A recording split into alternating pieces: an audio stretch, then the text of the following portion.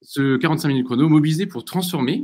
J'aurai le plaisir de discuter avec Jérôme Cohen, qui est président fondateur d'Engage, et également cofondateur avec Virginie Resson-Victor du Grand Défi des entreprises pour la planète, et avec Karine Jacquemart, qui est directrice générale chez Foodwatch. Bonjour à tous les deux. Bonjour. Et bonjour. Avant de vous donner la parole, quelques mots sur ce format des 45 minutes chrono. L'objectif, c'est un mercredi par mois de se retrouver ensemble en visio pour débattre, échanger autour de la transition écologique et plus spécifiquement de la transformation environnementale et sociale des organisations. On a déjà eu l'occasion de se retrouver depuis décembre 3 fois. On a eu une première session sur la méthode DIRA, la méthode que Engage a créée pour accompagner les entreprises sur le sujet de la biodiversité. On a parlé de l'entreprise restauratrice en janvier, de tout l'aspect réglementaire, du tsunami réglementaire actuellement sur les enjeux de biodiversité en février. Et on se retrouve du coup aujourd'hui pour parler de mobilisation et de transformation. Tous les précédentes lives sont disponibles sur notre chaîne YouTube, @engage4. Vous pouvez regarder les replays en accès libre. Et sans plus attendre, je vais du coup poser la première question à nos invités et plus particulièrement à Karine. Karine, tu es directrice générale de Foodwatch. Quelle est l'activité de ton organisation de Foodwatch France ? Alors Foodwatch, c'est un... J'ai la voix un peu déraillée, mais c'est bien moi. Foodwatch, c'est un contre-pouvoir citoyen 100% indépendant. On va pouvoir y revenir, mais je dis vraiment ces mots-là en premier parce que c'est ce qui nous définit, c'est ce qui nous permet aussi d'être complètement libre dans nos enquêtes, dans ce qu'on dénonce, dans ce qu'on pointe du doigt, dans le fait de mettre les points sur les i des responsables comme la grande distribution ou les géants de l'agroalimentaire ou l'État dans un système alimentaire aujourd'hui à la dérive. Et on milite en France et à l'échelle européenne. On se bat, alors ça devrait être la base, mais malheureusement on doit se battre pour ça, et donc on va le faire aussi longtemps que nécessaire. On se bat pour une alimentation saine, choisie, c'est très important, durable et abordable pour toutes et tous. Et par ailleurs, en France, on est une association loi 1901, agréée association de défense des consommateurs et consommatrices, ce qui nous permet d'agir en justice. Je vous en reparle dans un instant, on ne s'en prive pas, bien sûr, pour casser ce climat d'impunité totalement insupportable en ce moment. Merci Karine. Justement, tu mentionnais là vos activités récentes, qui est une actualité brûlante pour Foodwatch. Est-ce que tu peux nous présenter les 2-3 campagnes là récentes que vous avez menées ? Ouais, bien sûr. Alors, la plus importante qu'on a lancée hier, qui est un peu un pas de côté, mais mais vraiment dont je suis très fière, c'est qu'on est en train de célébrer les 10 ans de Foodwatch en France. Donc, on a lancé une campagne depuis hier sur un site dédié qui, donc c'est 10, le tiré du 6, ans-foodwatch.fr. Et dessus, vous pouvez d'abord, il y a des choses un peu ludiques avec notamment une vidéo parodique de la malbouffe et de ce système alimentaire qui cherche à nous faire avaler n'importe quoi. Il y a aussi des jeux, il y a beaucoup d'informations et il y a justement un bilan récapitulatif avec un article par année qui revient sur les combats, les victoires, les mobilisations de ces 10 dernières années pour cette alimentation saine, durable et choisie. Donc ça, c'est une vraie campagne à part entière parce que ça veut dire qu'aujourd'hui, il faut continuer à faire connaître Foodwatch, à montrer ce qu'on a fait et à continuer à enrôler, élargir cette mobilisation, puisqu'aujourd'hui, Foodwatch, c'est plus de 430 000 personnes et c'est une communauté qui continue à grandir. On va reparler de mobilisation après, mais c'est indispensable puisque c'est ça le poids du contre-pouvoir citoyen que l'on mène. Et pour donner peut-être 2 autres exemples, il y a eu, bien sûr, on a toute l'année une campagne qui s'appelle Arnaque sur l'étiquette, où on a dénoncé, vous avez entendu parler de shrinkflation, c'est toutes ces arnaques marketing où on réduit la quantité des produits tout en augmentant le prix au kilo ou au litre, évidemment dans le dos des consommateurs, consommatrices. Il y en a beaucoup d'autres, donc on passe notre temps à traquer, et d'ailleurs, en parlant de mobilisation, souvent ce sont des personnes de notre communauté qui nous remontent des cas de pratiques abusives qu'ils découvrent dans les rayons. On passe notre temps à traquer la désinformation et les emballages qui racontent n'importe quoi. On passe notre temps aussi à s'assurer que l'alimentation présente moins de risques pour la santé en demandant l'interdiction d'additifs dangereux pour la santé. On avait par exemple gagné avec d'autres associations l'interdiction du E171 en France puis en Europe. c'est le dioxyde de titane. On continue à se mobiliser pour faire interdire les additifs à base de nitrite, de nitrate, contre les résidus de pesticides, et cetera. Mais si je dois choisir 2 exemples vraiment concrets, d'une part, on est allé un cran plus loin, fin 2023, quand on a vu que non seulement il y avait de la désinformation, non seulement il y avait beaucoup trop de substances potentiellement dangereuses et de malbouffe dans les rayons, mais qu'en plus, les géants de l'industrie agroalimentaire et de, la grande distribution, profitaient de l'inflation. En profitant en fait de l'opacité des marges et du fait qu'on n'y comprend rien sur la construction des prix. Et non seulement ils profitent de l'inflation, mais ils profitent de l'inflation au détriment et des agriculteurs, agricultrices dont 1/5 vit en dessous du seuil de pauvreté et ne peuvent pas vivre de leur production, d'où leur colère légitime qu'on a vue ces derniers mois, mais aussi au détriment évidemment de l'accès de toutes et tous à une alimentation saine, puisque malheureusement, on voit aujourd'hui en France, en 2024, des millions de personnes, j'entends parler en ce moment de 30 millions de personnes en France qui seraient dans l'insécurité alimentaire. C'est totalement intolérable. Donc, on a lancé une campagne du coup fin de l'année, et d'ailleurs j'ai embarqué d'autres associations, Famille Rurale et l'UFC Que Choisir, pour qu'on fasse poids, pour exiger, d'abord pour dénoncer ces pratiques. On continuera de dénoncer. Il est hors de question de laisser quelques-uns se faire des profits indécents, tout en jetant des millions de personnes dans la précarité. Qui pourrait accepter ça? C'est hors de question. Et exiger de l'État de la transparence sur les marges par produit, et s'assurer qu'il ne puisse pas y avoir de marge excessive sur les produits les plus sains et les plus durables. Parce qu'in fine, on met souvent la responsabilité sur les consommateurs, consommatrices, mais la réalité, c'est que c'est la grande distribution et les 70 plus gros de l'industrie qui contrôlent totalement le marché. C'est eux qui décident ce qu'ils mettent dans les rayons et à quel prix. C'est eux qui décident de mettre 70% de produits qui sont des produits ultra transformés, souvent très peu chers, alors que les produits les plus sains sont beaucoup plus chers. Et voilà. Et très vite, en tout dernier exemple, je vous le disais, il y a un climat d'impunité insupportable où des Nestlé, des Lactalis, non seulement jettent des gens dans la précarité, mais en plus se croient totalement au-dessus des lois. Donc cet agrément nous permet d'agir en justice. Donc Foodwatch a attaqué en justice Lactalis en 2018 dans le scandale des laits contaminés à la salmonelle. Nous avons également attaqué en 2022 Nestlé, parce que c'est Nestlé, les pizzas Buitoni, dans ces scandales des contaminations E. coli, et Ferrero qui vendaient les Kinder contaminés eux aussi à la salmonelle. Et là, eh ben, il y a quelques jours, Foodwatch a attaqué de nouveau en ciblant Nestlé, mais aussi Source Alma, pour le scandale de fraude massive des eaux minérales qui ont été traitées de façon illicite, parce que en fait, les nappes phréatiques, qui sont censées être des eaux minérales profondes propres, bah, sont contaminés par ce système qui est, entre guillemets, contaminé aussi par l'industrie agroalimentaire. Donc on a une industrie agroalimentaire qui contamine les sols, qui tue le vivant, et on se retrouve avec des eaux minérales censées être pures qui ne le sont plus.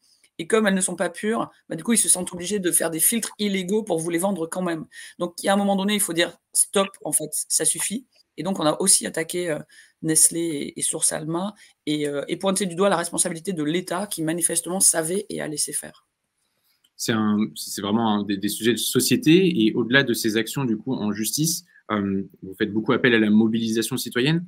Souvent, tu la présentes comme un contre-pouvoir important. Est-ce que pour toi, c'est vraiment le meilleur moyen de transformer ces systèmes, par exemple le système agroalimentaire dont tu parlais juste avant? Ouais, absolument. C'est une condition nécessaire, mais pas suffisante.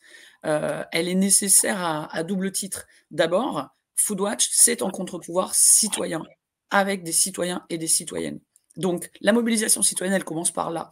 Elle commence par se dire, si on est seul, si on est isolé, et d'ailleurs, si on ne fait pas plus d'intersectionnalité entre les combats, de justice sociale et environnementale, bien sûr, mais aussi de regarder ce système qui est d'une violence dans toutes les facettes que l'on regarde. Donc il y a la violence alimentaire de jeter des gens dans la précarité, il y a la violence environnementale de détruire le vivant tout en continuant à préférer défendre les profits de quelques entreprises. Mais il y a aussi les violences racistes, les violences sexistes et sexuelles. Tout ça, ça participe d'un même système.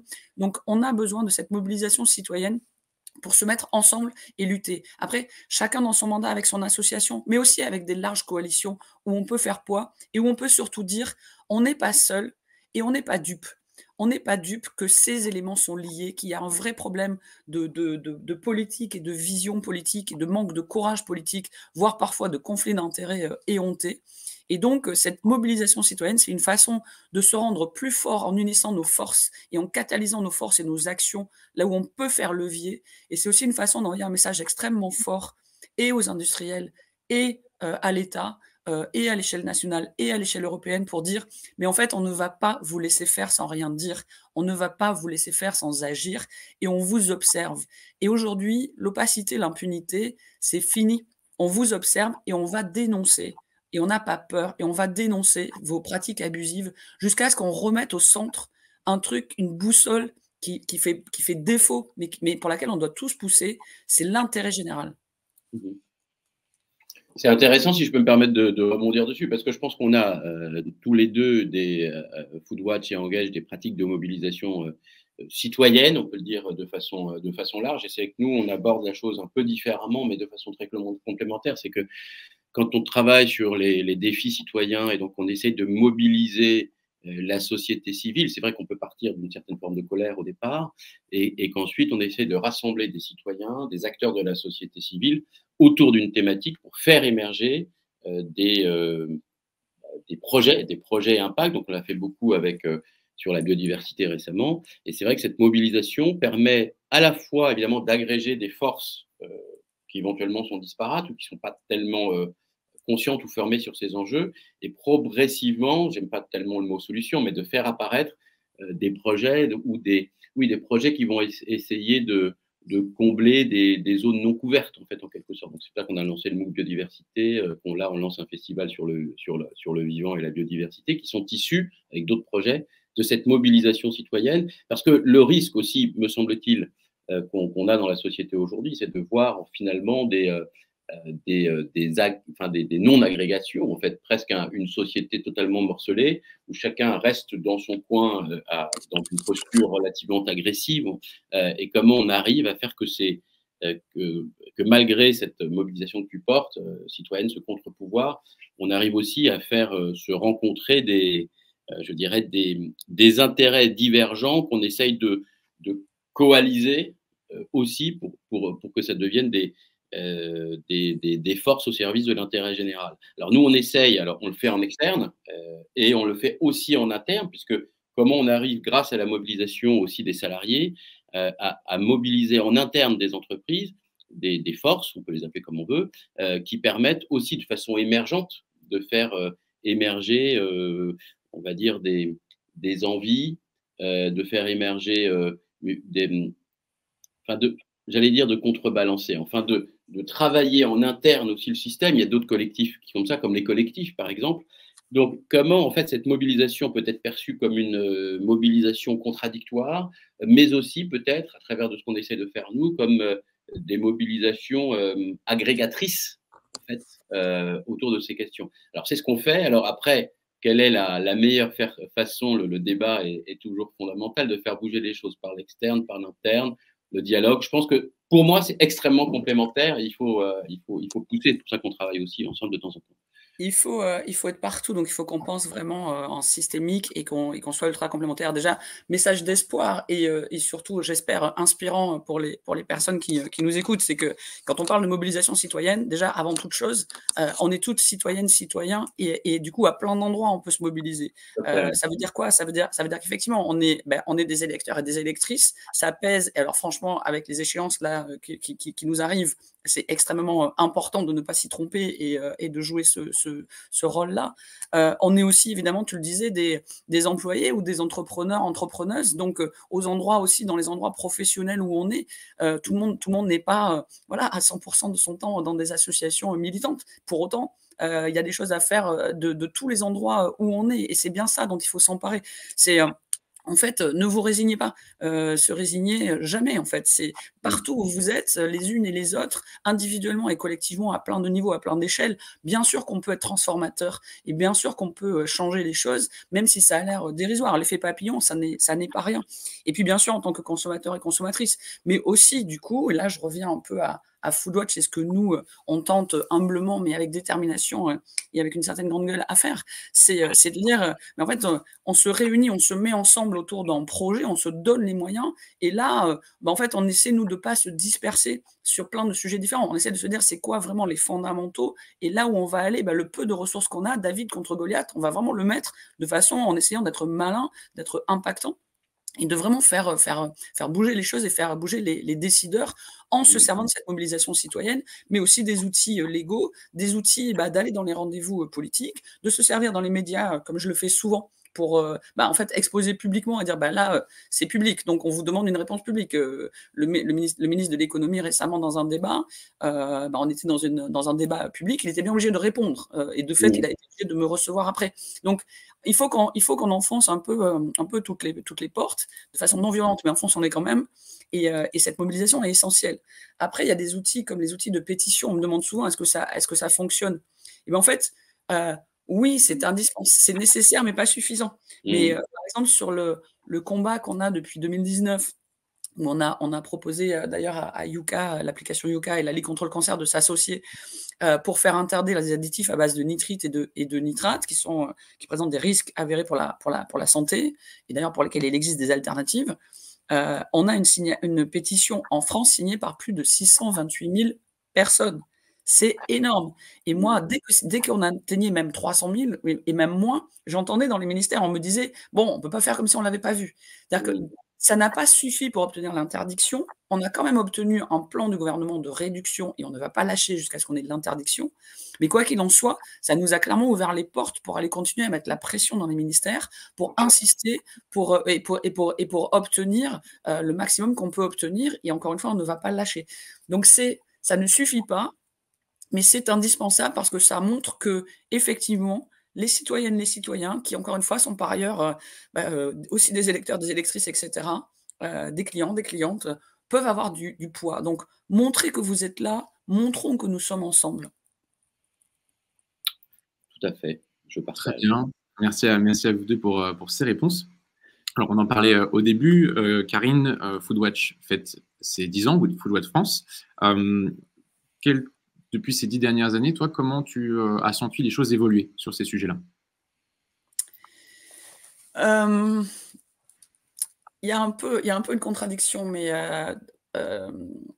j'allais commencer par le positif, mais j'aime pas finir sur le négatif. Peu importe, c'est mon côté positif, donc je vais commencer par le positif. D'une part, c'est quand même des sujets aujourd'hui, parce qu'encore une fois, ne pas avoir en Europe aujourd'hui, et c'est scandaleux partout, mais là, en Europe, c'est encore plus aberrant, ne pas avoir une alimentation saine, durable, choisie, abordable pour toutes et tous, c'est vraiment un vrai problème de choix politique, et c'est une totale aberration. Dépendre d'une application de mes amis Yuka, qui est très bien cette application. Vous savez, vous scannez les produits, vous avez un score. En plus, ils sont indépendants, il n'y a pas de problème. Mais prenons un pas de côté. Qui peut accepter qu'on a besoin d'une application sur un smartphone pour scanner des produits quand on va faire ses courses, pour se dire, en fait, c'est lequel qui est le moins dangereux pour mes gamins au niveau des céréales, quoi. C'est pas possible, en fait. Donc ça devrait être la base, d'avoir un système où l'information, elle est claire, où les produits qui sont dans les rayons, ce sont des produits qui sont sains et durables, etc. Donc, on a un vrai problème de base. Et ça ne s'arrange pas. Pour autant, ce qui s'arrange et ce qui change, c'est qu'il y a de plus en plus d'informations, il y a de plus en plus de documentaires, il y a nous aussi et beaucoup d'autres. Et du coup, il y a une prise de conscience et il y a une mobilisation. Encore une fois, Foodwatch, à peine 10 ans, 430 000 personnes dans la communauté, ça grandit tous les jours. Ça dit bien ce que ça veut dire. Les gens, ils savent, ils ne sont pas idiots. Ils ont compris qu'on les prenait en revanche pour des idiots. Ils ont envie d'agir. Et ça, c'est aussi la bonne nouvelle. Ce qui m'inquiète en face, mais c'est pour ça que c'est pas grave, on va se mobiliser encore plus, on va être encore plus nombreuses et nombreux, et on va le faire, ce contrepoids. Mais ce qui m'inquiète en revanche, c'est la violence du système, comme je disais tout à l'heure. C'est-à-dire quand on est face à un système où on a de l'inflation pendant 2 ans, où les Michel-Édouard Leclerc et autres patrons d'Intermarché et compagnie se baladent sur les plateaux télé en disant ah non, nous on n'abuse pas, puis l'inflation c'est pas moi, c'est l'autre, etc. Alors qu'on sait aujourd'hui que le peu de chiffres disponibles montrent qu'ils se sont goinfrés les uns et les autres. Je parle même pas des Nestlé et compagnie. C'est totalement insupportable et violent. Et quand on voit la violence aussi des décisions politiques, de l'inaction politique quand il s'agit de prendre des décisions d'intérêt général pour défendre notamment la santé publique ou le pouvoir d'achat quand on demande de la transparence sur les marges, même si là, Bruno Le Maire s'y est engagé et on va pas lâcher. Mais quand on voit aussi la violence des décisions qui, pour le coup, sont de revenir en arrière sur le glyphosate, où il y avait une promesse d'en sortir, et on va attaquer et on va soutenir des associations qui attaquent, mais c'est totalement insupportable de voir qu'ils l'ont renouvelé pour 10 ans. Il y a une violence dans ce système et un mépris de classe, un mépris de l'intérêt général, un mépris qui est totalement inacceptable. Et moi, je le vois, et ça, c'est pas rassurant, mais encore une fois, on est là pour pas laisser faire. Mais dans la plupart des rendez-vous que j'ai dans les ministères et jusqu'au plus haut niveau, hein, je suis même allé jusqu'à l'Élysée, ce mépris, je le sens. Et ça, c'est pas possible. C'est-à-dire que quand il y a un manque de courage politique, c'est déjà bien embêtant pour les décisions dont on a besoin pour protéger l'environnement et les droits fondamentaux des gens. Mais quand en plus il y a une sorte de mépris et d'idéologie libérale de dire ah mais on va surtout défendre les emplois et le reste c'est totalement secondaire, ça n'est pas possible. Moi je suis pas contre les marges, je suis pas contre les entreprises, je suis bien évidemment pas contre les emplois, mais qui veut être intelligent et ne pas être dans l'idéologie va mettre en perspective les arguments économiques et les arguments de santé publique, d'accès à l'alimentation, d'intérêt général. Or, ce qu'on voit, c'est que ça, c'est totalement effondré. Voilà. Et qu'il faut vraiment se battre pour que ça revienne dans l'équation. Et ça, c'est inquiétant parce que c'est non seulement irresponsable, y compris d'un point de vue politique, hein, parce que ça crée de l'espace là où on n'a pas envie, mais en plus, c'est totalement délétère et dangereux. Voilà. Oui, Mais, ouais. Non, je t'en prie, je t'en prie. non, Non, juste le dernier point, Jérôme, parce que j'ai pas assez rebondi tout à l'heure. Quand tu parlais aussi des différentes façons de se mobiliser, je crois que je voudrais vraiment rappeler que il faut être partout, je le disais, à l'intérieur, à l'extérieur, etc. Mais il faut aussi être à l'échelle locale, à l'échelle régionale, à l'échelle nationale, à l'échelle européenne, à l'échelle mondiale. Et ces ponts-là, il faut les faire. Et c'est pour ça que quand on a publié un article en novembre, tu pourras mettre le lien peut-être, Quentin, mais c'est en bas à gauche de la homepage de Foodwatch, qui décrit le système alimentaire à la dérive. Et non seulement on a décrit la responsabilité justement de la grande distribution, notamment dans le fait d'être, c'est eux en fait qui créent de la malbouffe et qui la mettent trop en avant et qui sont responsables de beaucoup de choses, mais on a du coup aussi voulu faire de l'espace pour toutes ces merveilleuses alternatives de terrain qui sont en train d'être expérimentées par des citoyennes, des citoyens qui eux aussi se mobilisent à l'échelle locale pour tester des choses comme la sécurité sociale de l'alimentation, comme les épiceries sociales et solidaires, comme des potagers dans les quartiers précaires, comme l'initiative de VRAC, cette coopérative d'achat dans les quartiers précaires. Et donc, c'est ces gens-là aussi qui se mobilisent et qui créent les poches de résilience, de résistance, de transition vers demain, et à qui il faut donner beaucoup plus de visibilité et beaucoup plus de moyens. Oui, tout à fait. Est-ce qu'on peut résumer, on ne veut pas résumer ta pensée, mais ce que je voulais dire, c'est qu'il y a effectivement une logique d'éthique d'action presque de la part de certains acteurs, de la part éventuellement des entreprises, mais on voit bien qu'elle ne suffit pas. Elle se prend une sorte de mur de réelle économie, hein, comme il y a la réelle politique. Et alors, l'aspect positif, c'est que je trouve que quand même, on se connaît depuis assez longtemps, Karine, ça fait à peu près une dizaine d'années qu'on nous deux, enfin, on se connaît autour de ces questions-là. Ce qu'on peut dire évidemment, c'est que la conscience citoyenne, elle a considérablement bougé, la connaissance, la conscience, etc. Est-ce que ça suffit? Non. Alors on pourrait dire que c'est un premier pas vers finalement pour faire, on va dire, plier ou rompre le triangle de l'inaction, vous savez, entre la force citoyenne, la puissance économique et la puissance politique, pour faire simple.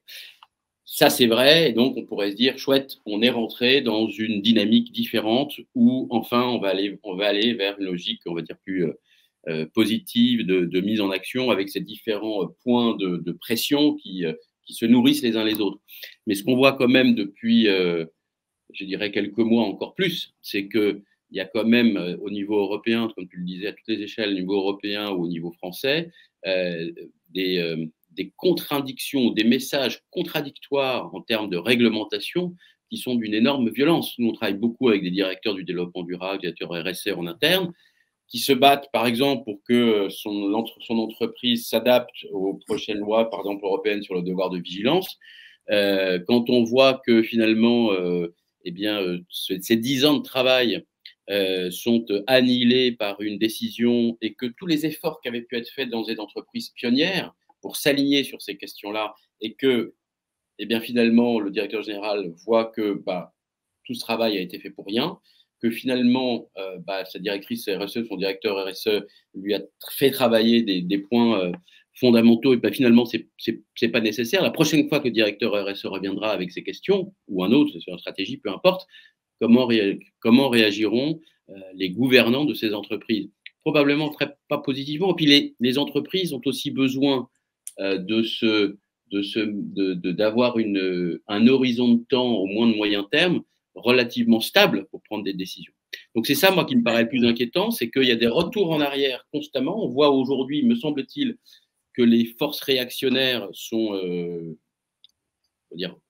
impactantes, violentes, et que nous, derrière, quand on essaye de s'investir pour la partie économique vis-à-vis des entreprises, leur dire attention, il y a ces risques-là qui vont devenir de plus en plus forts, parce qu'on peut aussi avoir cette motivation par le risque pour agir, et qu'on voit que ces risques, en fait, se dégonflent petit à petit comme ils sont nés. Et après, nous, ça nous donne comment dire, ça nécessairement, il y a des arguments qui s'envolent, et l'éthique d'action ne suffit pas. Donc, c'est ce dialogue de mobilisation aussi, en disant attendez, mobilisons-nous parce que il y a des réglementations qui vont arriver, parce qu'il y a des puissances politiques qui a pris conscience, etc., et que finalement notre discours est totalement empêché ou annihilé par les réalités des décisions politiques et des lois. Ça, c'est vraiment problématique. Ouais, c'est la combinaison c'est la combinaison du manque de vision politique à long terme et de courage politique à long terme des décideurs, voire parfois de conflits d'intérêts, tout simplement. Donc il y a ça. Donc du coup, comme il n'y a pas de vision à long terme, on n'est que sur du court terme, donc c'est quand même assez pénible dans les sujets qui sont les nôtres de transition sociale et environnementale pour plus de justice sociale et environnementale. Ça marche pas en fait le court terme, on le sait bien. Donc c'est vraiment ça qu'il faudrait casser. Mais les forces en présence qui ont le pouvoir, c'est pas trop ça. Puis il y a du recul sur toutes les luttes. Enfin, il y a du recul. Enfin, l'avortement dans plein de pays. Oui, certes, on a l'IVG dans la Constitution maintenant en France, mais quand on regarde ailleurs, c'est compliqué. Il y a du recul aussi sur des luttes racistes, etc. Donc, ce que je veux te dire, c'est oui, il faut jamais prendre pour acquis ce qui arrive. Pour autant, c'est pied à pied, quoi. Donc, oui, bien sûr qu'en face, c'est pour ça qu'on parle de contre-pouvoir citoyen. On parle de mobilisation, mais il faut vraiment parler de contre-pouvoir, parce que dans le contre-pouvoir, il y a pouvoir et il y a contre. Et là où il y a le pouvoir, il y a les lobbies. Et les lobbies, nous, on passe notre temps à le documenter, à le dénoncer et à faire en sorte de ne pas les laisser faire, mais ils sont là pour bloquer en amont, avant que les lois soient décidées, des lois pour justement défendre l'intérêt général. Ils sont là pour les bloquer avant. Pour peu qu'elles soient décidées, ils les attaquent en général devant le Conseil constitutionnel immédiatement, par exemple, ou le Conseil d'État.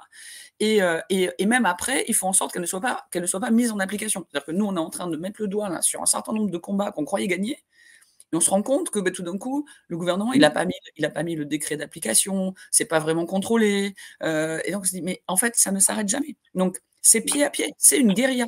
C'est la guérilla, et c'est la guérilla de ceux qui préfèrent défendre leur petit intérêt privé et de ceux qui, comme nous, et nous au sens large, défendons l'intérêt général. Donc oui, parfois ça recule. Et de toute façon, à chaque fois qu'on ne sera pas présent, ça va reculer. Et ça ne va non seulement pas avancer, mais ça va possiblement reculer.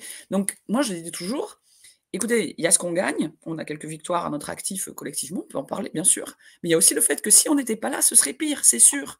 Parce que si on laisse le climat d'impunité et d'opacité, et ils continuent à faire leur truc entre amis, et allons-y gaiement, mais franchement, la plupart du temps, en plus, entre hommes blancs, CSP+, hétérosexuels qui n'ont qu'une vision du monde, et bien libre. Ça exister, Jérôme. Mais c'est pas grave, parce qu'on a des alliés qui eux, ont compris qu'il fallait déconstruire, mais il y en a plein qui n'ont pas encore compris. Donc, ce que je veux te dire, c'est qu'il y a une espèce de vision unique du monde, où en plus on se serre les coudes, on alimente l'impunité des uns des autres en se protégeant, en ne se mettant jamais face à ses responsabilités. Je veux dire, qui a dénoncé haut et fort que les États membres ont renouvelé le glyphosate pendant 10 ans? Tout le monde se couvre en disant bon, moi c'est pas grave, c'est comme ça. Mais non, en fait, c'est totalement intolérable. Pourquoi il n'y a que les organisations de la société civile qui du coup gueulent dans ces cas-là, parce qu'ils sont solidaires les uns des autres et ils se couvrent. Donc quand même, il y a ce truc d'omerta qu'il faut casser. Maintenant, on n'est pas naïf, c'est pour ça que on y va, c'est pour ça que j'emploie les mots « on se bat » de façon non violente, c'est un principe très fort chez nous, bien sûr, mais on se bat pour ne pas les laisser faire, pour faire valoir l'intérêt général, et je vous le dis, ça va marcher, parce que par exemple, Le 171, on s'est battu pendant des années, il est interdit. Les nitrites, nitrates ajoutés, on le sait qu'on va le gagner, ils essaient juste de gagner du temps et eux aussi, ils le savent.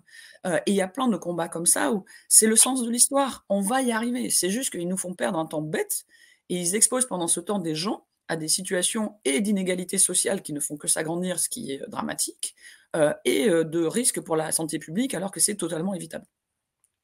On passe aux questions, non, Quentin? Oui, oui, merci beaucoup.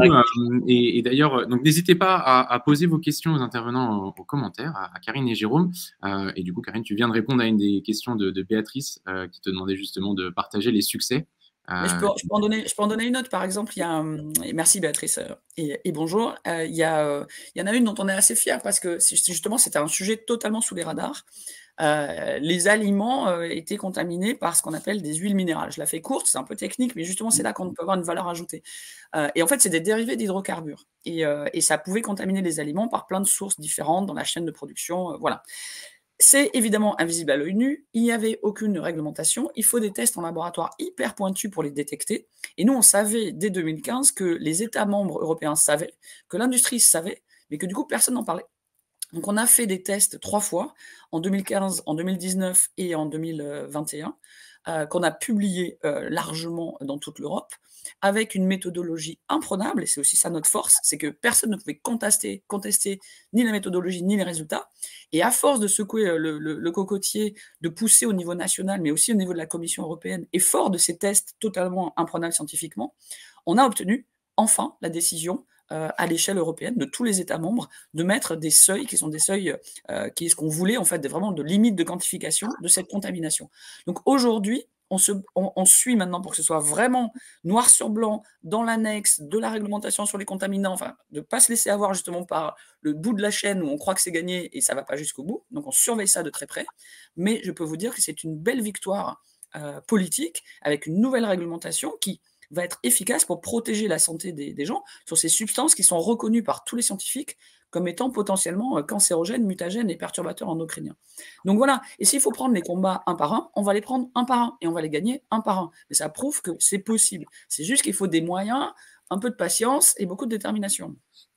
Et justement, en parlant des moyens, tu voulais peut-être ajouter quelque chose, Jérôme? Non, je parlerai après, mais il y avait une question qui était intéressante sur les lobbies, je trouve. Hein, oui, justement, oui, tu parlais des moyens, Karine, la question de Stéphane Pellerin qui demandait quels étaient les leviers pour être en amont des lobbyistes et où doit être justement ce contre-pouvoir.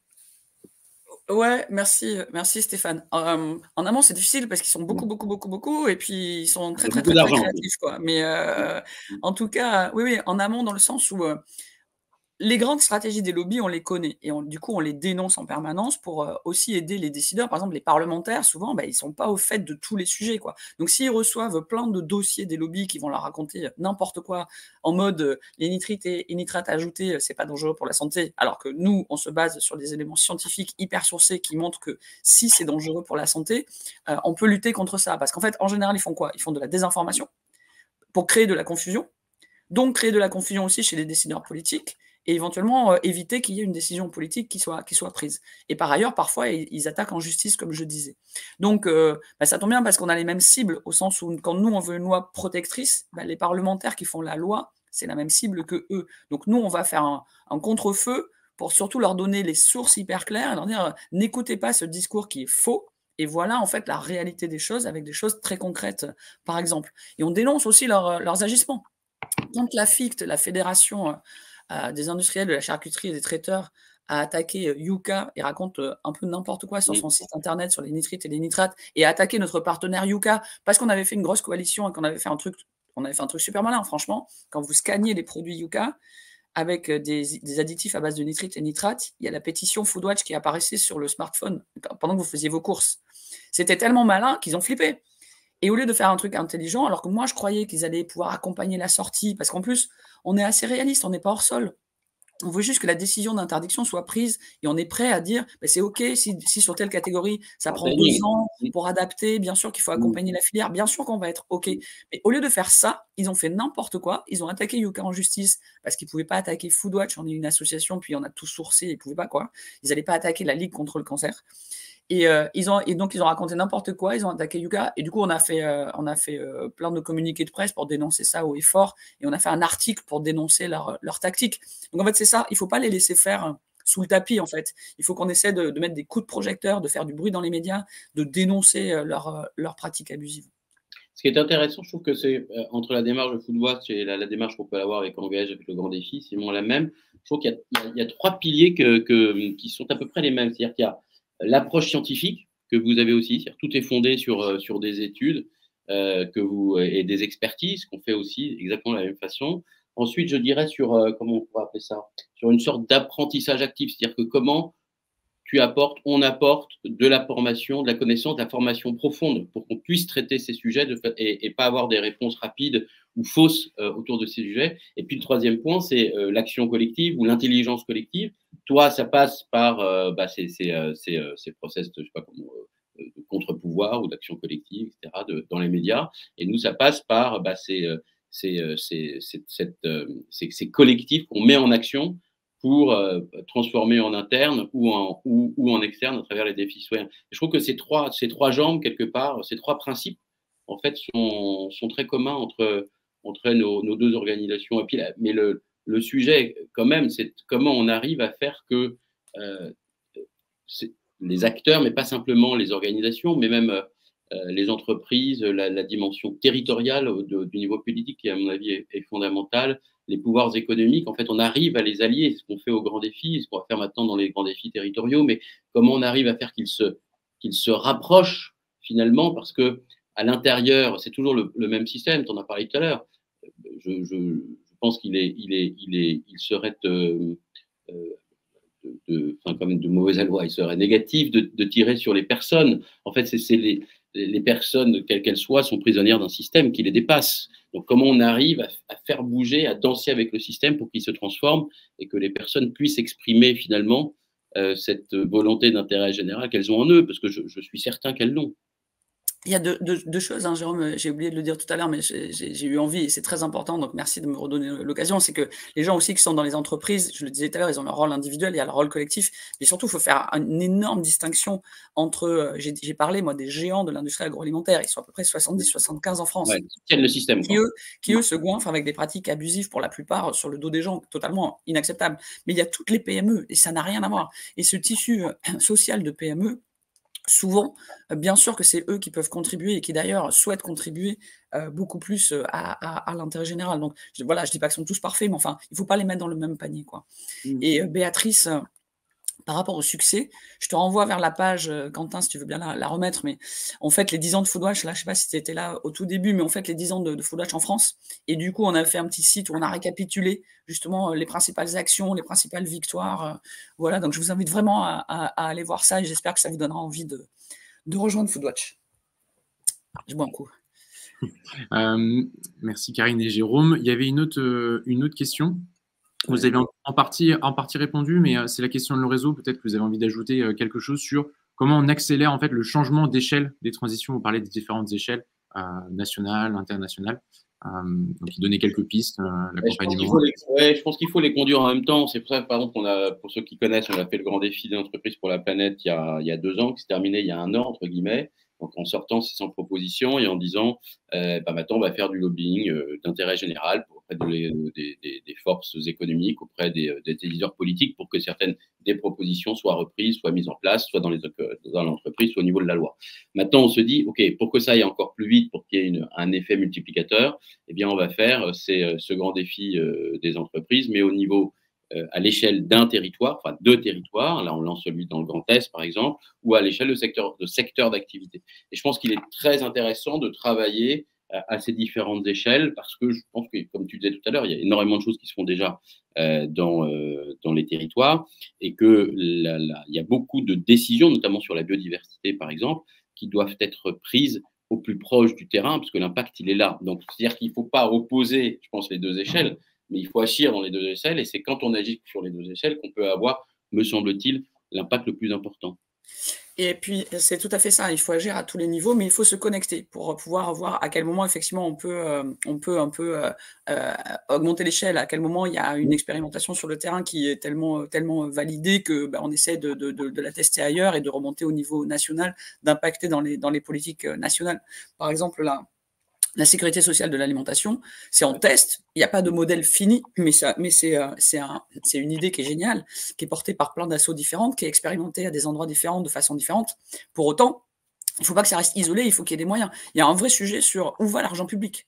Donc, l'argent public, au lieu d'aller tout le temps vers les mêmes, et tout le temps, comme par hasard, vers les grosses entreprises par plein de moyens différents, on pourrait y revenir, qu'il y ait plus d'argent public aussi qui soit fléché vers eux. Donc, par exemple, quand des orgas comme la mienne ou le collectif Nourrir, qui est un collectif des associations au niveau national, agriculture, alimentation, rencontre des ministères au port de la Voie, ou que moi je suis dans un débat avec Bruno Le Maire, j'en profite pour parler de sécurité sociale de l'alimentation et dire mettez de l'argent là-dessus. Donc c'est aussi une façon de connecter, c'est d'utiliser chacun nos forces et nos canaux de communication et nos leviers pour faire les connexions entre les deux. C'est-à-dire qu'il faut qu'il y ait des expérimentations locales, encore faut-il qu'elles aient l'espace et les moyens de le faire dans de bonnes conditions et pour que ça serve vraiment d'alternative. C'est comme la recherche. Quand on nous dit des années après, on va pas supprimer le glyphosate parce que faut qu'on fasse de la recherche sur les alternatives, on est foutu notre gueule en fait, parce que ça fait 20 ans qu'on parle d'interdire le glyphosate, et vous auriez pu commencer à faire de la recherche sur les alternatives il y a 20 ans, donc si vous nous servez cette espèce de prétexte indéfiniment, ça n'a aucun sens. Donc il faut aussi faire de la pression pour que l'argent public aille au bon endroit, pour pouvoir préparer et accompagner ces transitions, ces transformations, qui vont prendre du temps et qui ont besoin d'être accompagnés, y compris par l'État, pas que les entreprises et encore moins que les multinationales, ni la grande distribution, ça serait sympa, quoi. Ouais, je vois le commentaire de Stéphane, pardon, mais c'est important. Oui, il y a un trou dans l'adresse que tu as communiquée, Quentin. En fait, il suffit d'aller sur legranddéfi.org et puis après, vous aurez tous les liens pour aller trouver les propositions, un site dédié, différentes mises en œuvre, etc. Puis, j'ai remis le lien sans trop, normalement, ça devrait marcher. Merci beaucoup. On y arrive, hélas, déjà au bout de ces 45 minutes. Ça me semblait important aussi de partager un commentaire de Marie qui disait que oui, on va se battre pour l'intérêt général. Il faut recréer des collectifs et un lien de confiance pour que tout le monde se sente légitime à comprendre les enjeux et intervenir. Ne pas oublier les conséquences de la crise sanitaire. Plein de courage et de soutien à toutes et tous. Merci beaucoup Marie. Et juste un dernier mot, Quentin, en parlant de coalition, on est en train aussi de lancer une coalition beaucoup plus large qui s'appelle Citoyens, citoyennes, paysans, paysannes, nous voulons une alimentation saine à prix juste pour toutes et tous. Donc ça va au-delà de Foodwatch largement. Allez signer, soutenez, c'est sur Linktree / et en un seul mot, Agri-Alim Santé. On peut pas le mettre parce que là, je suis pas sûr que les gens retiennent. Là, en parlant de mobilisation citoyenne et de comment. Mais on l'enverra dans le, on l'enverra dans le mail qu'on envoie après. Je voulais juste vous dire, moi je trouve que même si moi j'y passe encore plus de temps, encore plus d'énergie, mais il faut encore plus qu'on se fédère effectivement pour peser encore plus et arriver à faire changer les choses. Donc, oui, sans coalition, on n'a pas les moyens de résister en fait à des forces contradictoires qui sont un tout petit peu mieux armées et financées, dirais-je. Ouais. Voilà, merci. Mais gardons espoir, c'est ça, je trouve que il y avait plein d'espoir dans ton propos. Il y a aussi de l'espoir dans le nôtre. Après, je pense qu'il faut, c'est ça le message. Oui, il y a la mobilisation, mais aussi il y a le rassemblement. Comment on se rassemble, comment on se mobilise en commun pour avoir plus d'impact, chacun dans notre coin. Je suis pas certain qu'on y arrive et qu'on soit efficace. Et puis, comme les sujets sont très interreliés, donc la coalition des approches est aussi extrêmement importante, je crois. Merci pour votre invitation. Merci beaucoup Karine. Merci beaucoup Jérôme. Très rapidement, pour les prochaines, on vous donne rendez-vous le 3 avril prochain pour un nouveau 45 000 chrono autour du chemin de transformation qui a émergé justement du grand défi dont on parlait tout à l'heure. Et puis, on se retrouvera en mai pour parler de transition environnementale et sociale, notamment avec toi. Et là, on dira comment, en fait, c'est une approche systémique qu'il convient d'avoir pour avoir une transformation efficiente. Voilà, c'est ça dont on parlera les 2 prochaines fois, effectivement. Effectivement, on vous enverra du coup un mail avec le lien vers le replay, avec également des liens de toutes les initiatives qu'on a pu vous citer pendant cet échange. Je vous invite évidemment à vous inscrire. On aura aussi le lien d'inscription pour les prochains 45 minutes chrono. Encore une fois, un grand merci à toi Jérôme, à toi Karine, à tous ceux qui ont pu participer, poser leurs questions et regarder ce live. Et je vous dis à très vite. Salut Quentin, Bonne merci. journée. Au revoir. Salut à toutes et à tous.